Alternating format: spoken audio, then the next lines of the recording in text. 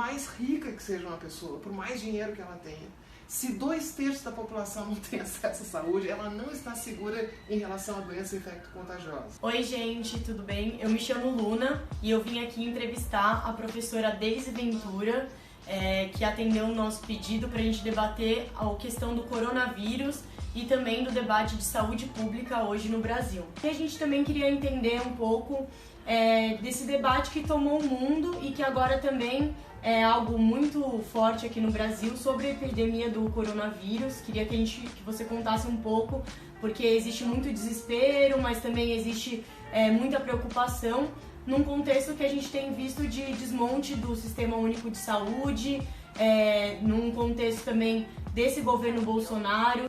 Acho que a gente poderia começar por pensar por que nós estamos falando sobre o coronavírus se a gente não tem nenhum caso confirmado de coronavírus no Brasil. A gente está falando sobre o coronavírus porque a Organização Mundial da Saúde declarou que o coronavírus é uma emergência de saúde pública de importância internacional. E, na verdade, a epidemia de coronavírus ela só existe mesmo nesse momento na China. Nós temos casos fora da China, em diversas regiões do mundo, e foi isso que fez com que a Organização Mundial da Saúde declarasse uma emergência de saúde pública de importância internacional. Eu fiquei muito surpresa com a reação das pessoas. Em primeiro lugar, o Brasil já deveria ter um conhecimento maior sobre o que é uma emergência internacional, porque nós fomos o epicentro de uma emergência internacional em 2016. Nós fomos o epicentro da emergência internacional relativa à síndrome congênita do vírus Zika.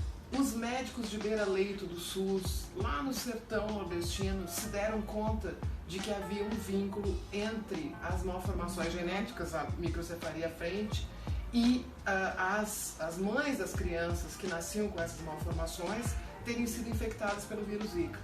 Essa hipótese foi levantada, foi comprovada pelos nossos institutos de pesquisa públicos, Instituto Evandro Chagas, Fundação Oswaldo Cruz. Quer dizer, primeiro, um sistema com capilaridade de acesso universal e gratuito que chega no lugar onde o plano de saúde não quer ir, onde o setor privado não tem nenhum interesse em ir, vai lá, se dá conta de um determinado fenômeno.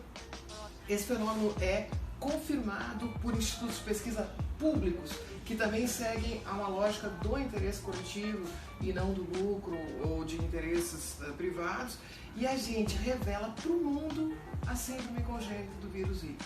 O dia em que a OMS considerar que é uma emergência, uma grande doença dita negligenciada, uma doença endêmica associada à pobreza, a gente teria um mundo muito melhor, né?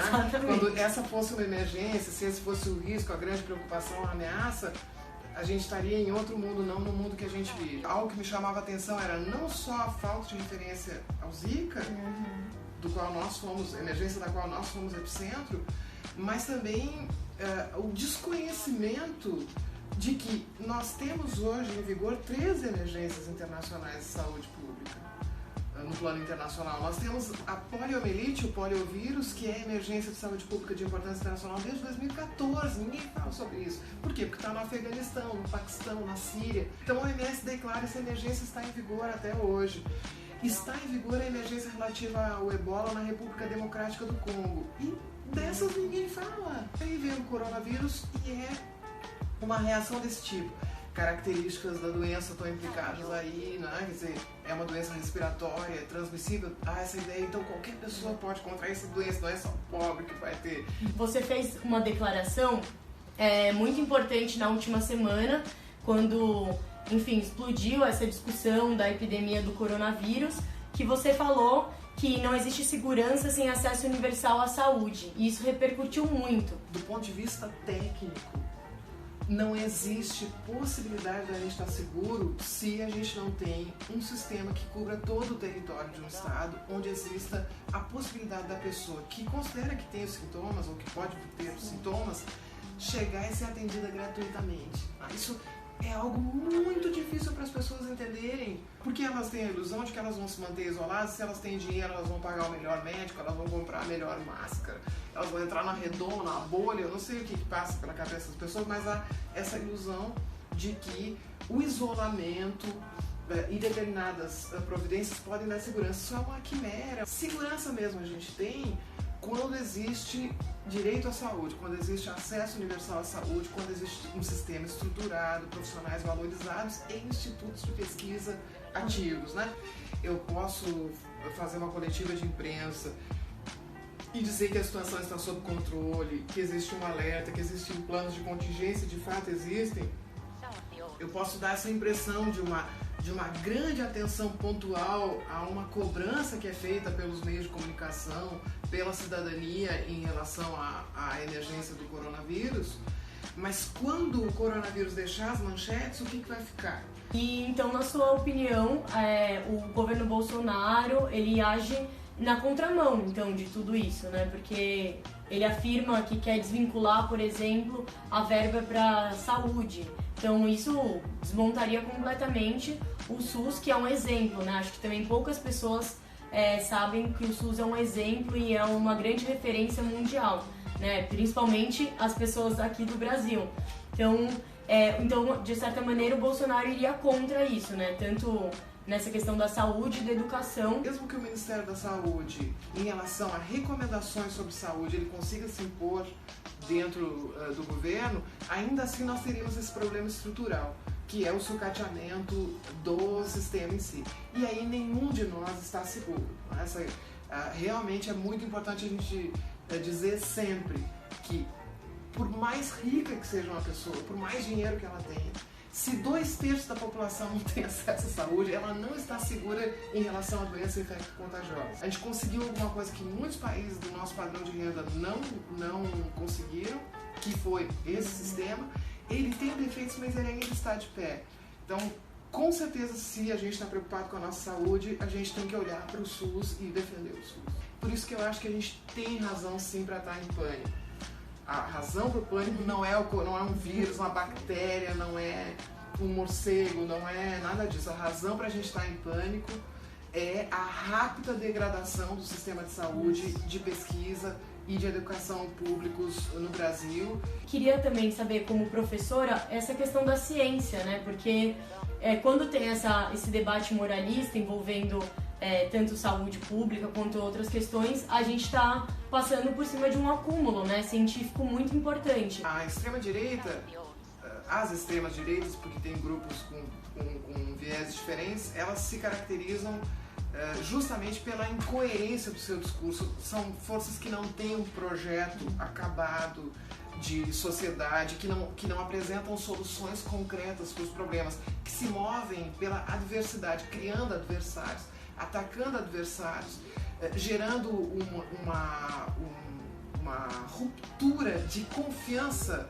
nas instituições, nos governos e nos projetos coletivos de uma forma geral, né? Então essa é a forma de operar das extremas direitas. De repente, pessoas que vieram do nada, com um passado obscuro e que nunca se puseram à prova e que sequer são capazes de demonstrar uma formação que pudesse inspirar confiança naquilo que elas dizem, pela virulência do discurso ocupam um espaço. De repente, alguém que estudou a vida inteira, que passou uma vida num laboratório, ou não preciso nem ir tão longe na discussão sobre doenças específicas, mas posso remeter a uma questão geral, como o fato da Terra ser redonda. Então, a gente passa a vida inteira, claro, para saber que a Terra é redonda não precisa passar a vida inteira estudando, né? Mas para saber que a abstinência sexual não funciona, a gente estuda um pouquinho, e chega a essa conclusão. Então, a gente rivaliza com pessoas absolutamente desqualificadas, e essa desqualificação passa a ser um trunfo dessas pessoas no debate público. Porque dizer uma bobagem fácil de ouvir, e dizer uma bobagem agressiva em relação a alguém mobiliza de uma forma. Essa história teria sido diferente se nos últimos 20 anos nós tivéssemos nos preocupado com essa comunicação. A sociedade entenderia o quanto ela perde quando nós somos atacados, que na verdade é ela que perde quando a ciência é atacada. Então nós também temos que fazer o nosso acerto de contas.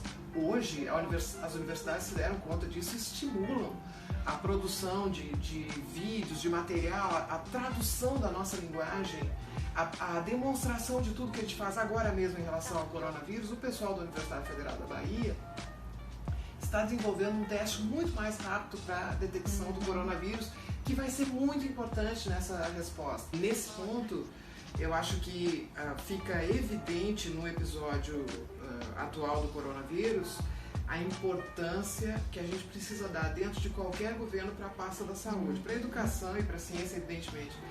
Mas nesse caso foi muito importante ver que, apesar de todas as dificuldades, o Ministério da Saúde saiu à frente em relação ao coronavírus, porque nós vamos estar realmente muito mais inseguros, muito mais perdidos, se for algum irresponsável, populista, fanático, que comece a orientar a saúde pública brasileira de acordo com a sua religião, com o seu credo, etc. É o caso da campanha de abstinência sexual, que está sendo determinada por esse Ministério de Família, Direitos Humanos e outros adjacentes, né?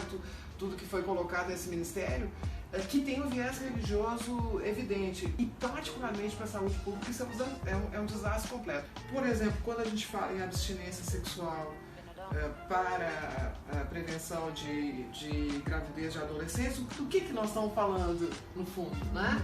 De uma determinada visão do que é a mulher, que é uma visão que pode se disseminar muito rapidamente em contextos políticos e econômicos como esse, implicando um retrocesso inimaginável. Quer dizer, há 2, 3 anos atrás a gente jamais poderia imaginar que um país com a qualificação que tem na área de saúde pública estivesse falando em abstinência sexual, né?